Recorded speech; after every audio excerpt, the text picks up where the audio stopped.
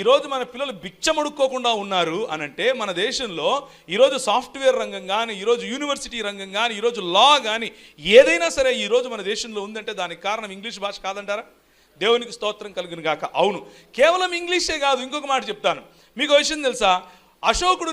అశోకుడు చెక్కించినటువంటి ఈ శిలాశాసనాలలో ఏ ఏ భాషలు ఉన్నాయంటే గ్రీకు భాష ఉంది, అరమైక్ భాష ఉంది, పాలి భాష ఉంది.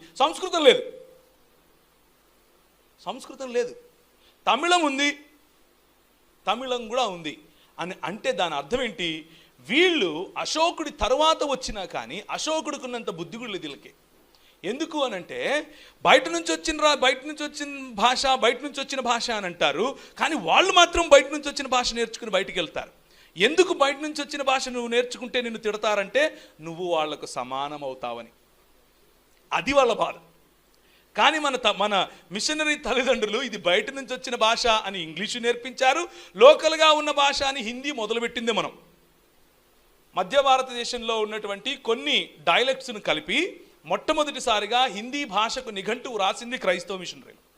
మొట్టమొదటిసారిగా హిందీ భాషలో వ్యాకరణం రాసింది క్రైస్తవ మిషనరీలు. మొట్టమొదటిసారిగా సంస్కృత వ్యాకరణం అందుబాటులోకి అందరికీ తీసుకొని వచ్చింది క్రైస్తవ మిషనరీలు.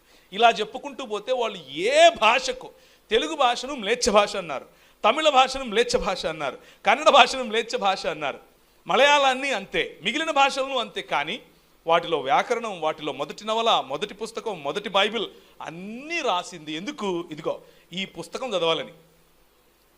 ఏదో ఒకటి చేసి ఈ పుస్తకం మీ చేతికి రావాలి. మీ చేతికి పుస్తకం వచ్చిందా వాళ్ళకి సమానం అవుతారు, వాళ్ళకంటే ఎక్కువ అవుతారు. అది భయం, వాళ్ళకున్నటువంటి భయం అది.